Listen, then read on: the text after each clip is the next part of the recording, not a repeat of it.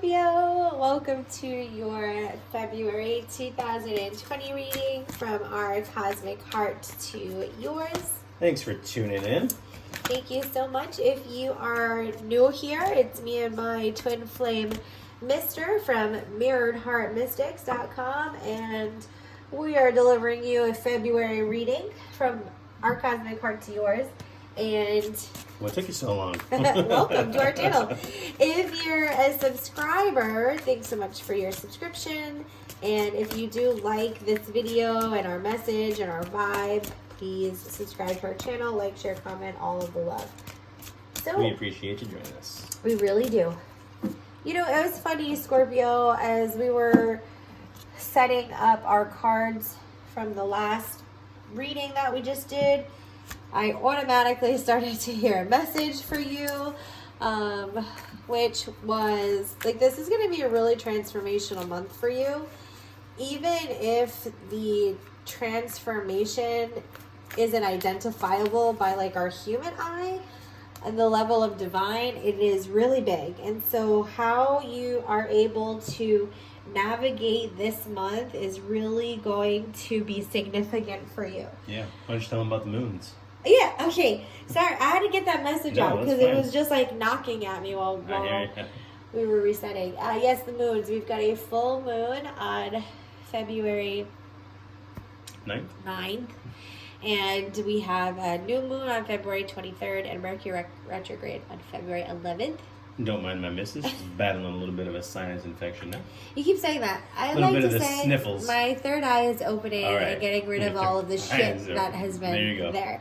Okay, so first we start off with the energy within, and then we look at the experiences on the external side of things. This is the feminine energy, and the feminine energy is all about your divine knowledge and sacred wisdom and your intuition that you receive from God, source, universe, whatever you feel comfortable with. And it's respect.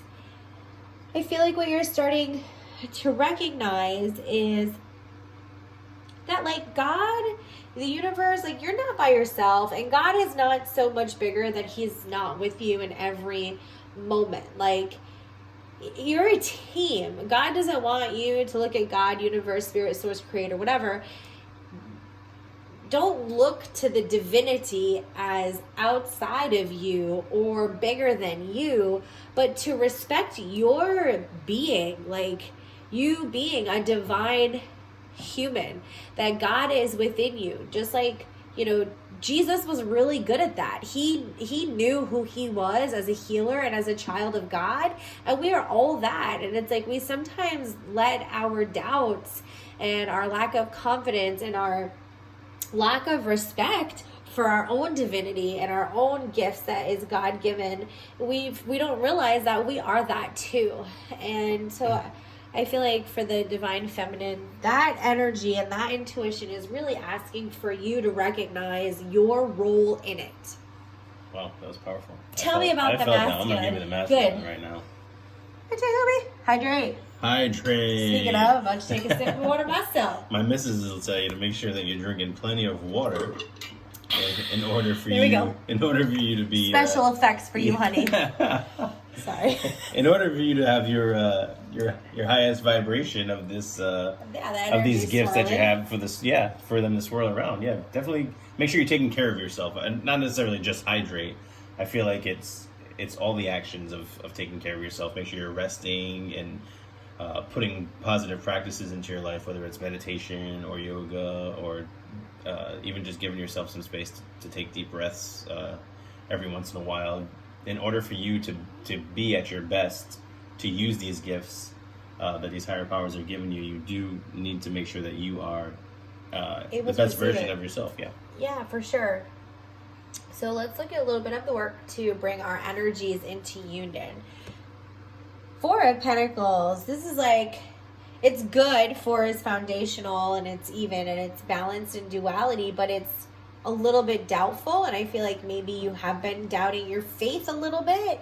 Yeah, you've been talking real shitty about things or really thinking shitty about things. Yeah, I feel like don't let what others say about you affect you as well. Because I feel like this mouse is coming in there and robbing her stealing her food while she's got her back turned, and like I feel like this is gossip going on. So I feel like it's just be careful of what you listen to from other people. Don't take on that for yourself as truth.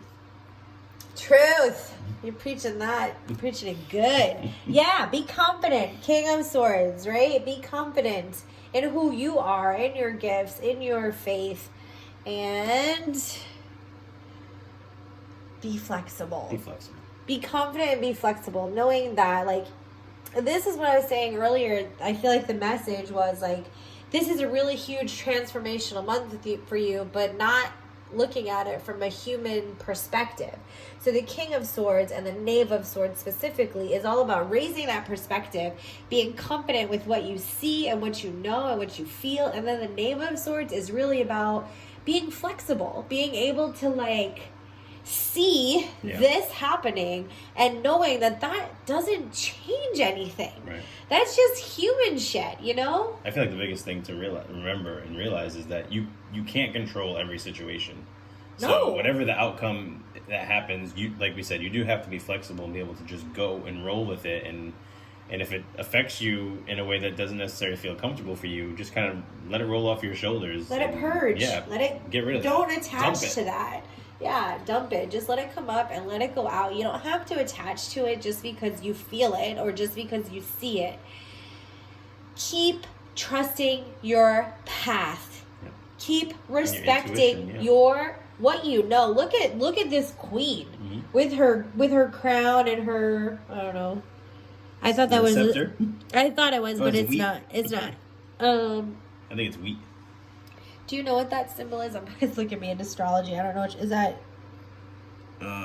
what is the... Yeah, I forget what it's something astrology. It's something. Imagine if it's Scorpio.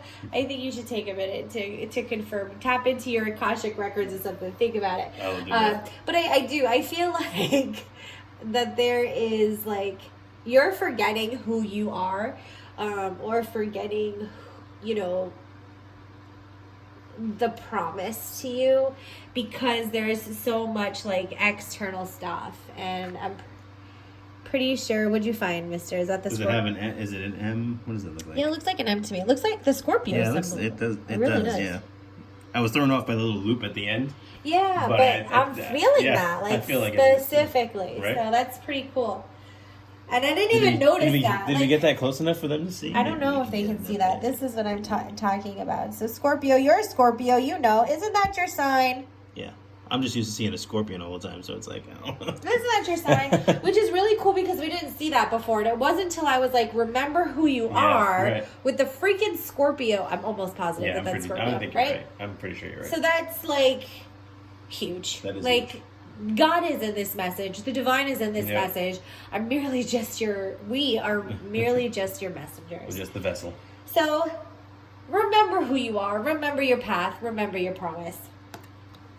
Archangel Michael is working with you on that. He is the angel of your path, of your purpose, your divine life purpose, your relationships, your romance, your love, your family, your mission.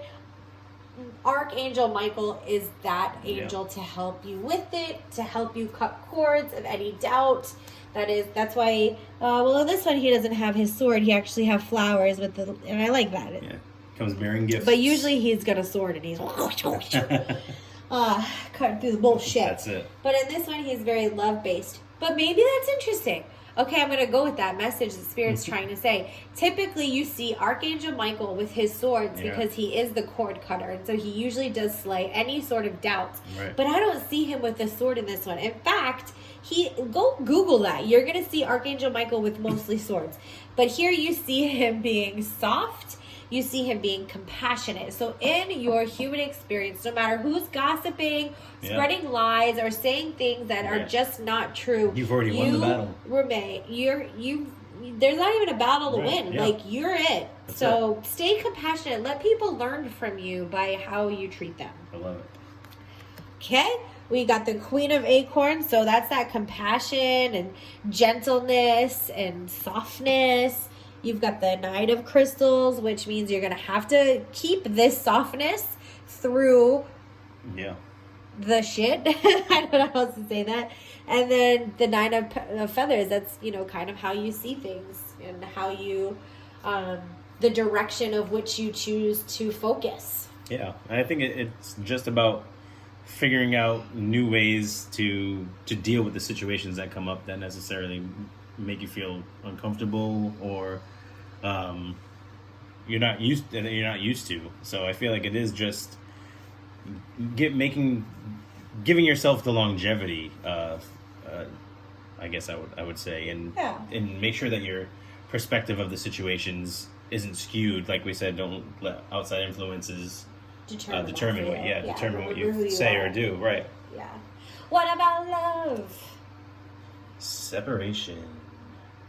So this could be a couple of things. Maybe if you're in separation right now, then there is a promise of maybe some reunion coming in, or maybe if you're, you know, there's some separation that needs to happen to serve your relationship. Yeah, and when we say separation, it doesn't necessarily mean like a breakup or anything like that. Drama. Yeah, it could just be you're in a room having a conversation with somebody and you don't like the way that it's going, so you just remove yourself from the situation so that you don't affect your energy and you keep yourself in a positive space. We don't want any toxic energies to bring us down, and we don't want to take that on because then it becomes our own. It feels like separation is good. Basically what we're saying. Right. This isn't a detrimental separation. No. This is going to be a separation that serves your highest. Right. And if there was a separation, then it's possible that maybe you're coming back into a relationship from the separation, that maybe time has gone by and things have, you've each learned things. Yeah. For sure. I love that. So if you love that, give it some love. Like it, comment, share, subscribe, all of the things that you're supposed to do on social media.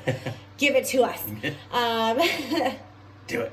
And we really hope that this gives you some focus and some inspiration and guidance as you go about your February. Scorpio friends, we wish you all the very best. Take care. Bless.